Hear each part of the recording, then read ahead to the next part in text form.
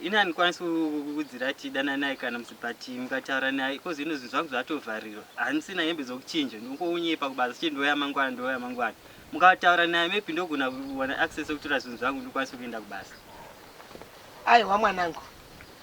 ndakakuudza kare kuti uchiita respect nababa handitika uchivanyara handitika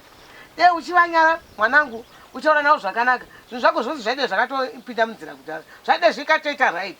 ndoka zvandokudza iwe uchiti kana uchitaura nababa woti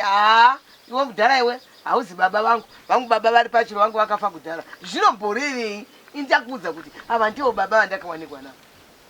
but ndimune access okutaura nawe kozvino taurai navo mama muvanyengererewo ndikwanise kudzokera kubasa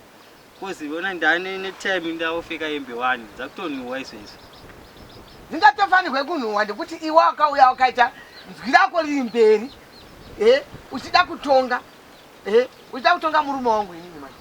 hazviya zvakatokanganisika kozi ndandiri papressure paya mama but ndimi munhu unogona kutaura navo manje zvino kange ndataura navo iwe kana wava kutaura navo kuti vagokupa makindi ozoona kuti zvinoita iwewo dzika mwachitaura nababa zvakanaka kwete zvawakangoita zviya zveruspekti kuti ini baba vangu akafa vangu vari pachu unorevei kana uchidiro mwana iko zvino haya ndauziva papa kwakakanganisika bvuma kuti wakakanganisika uraiti zvakanaka zvinotaura kuti kumusha kuri kunakidza uko nekuti munhu aningati munhu 4 days asati adzoka iwo baba vacho ari kumbonyanakirwa neiko kumusha ikoko pakatodyiswa zvavo apa nemudiro anoita kuchirungu manje ndozvikunishamisa kuti munhu ari kumusha chaiko chako here kana kuti pane zvakatoitika ini handichanzwisisini manje havasi kundiza ndongotevera nebhazi iroro ndakatorinzwa bhazi iro ndongonanga kugoku kwasai chero ndangonanga kwamai zviri fresh chete ndo zvandichatoita izvozvo apa chimutsa mapfihwa munhu achangororwana negore rimwe murume wotonditiza zvoreveiko izvozvo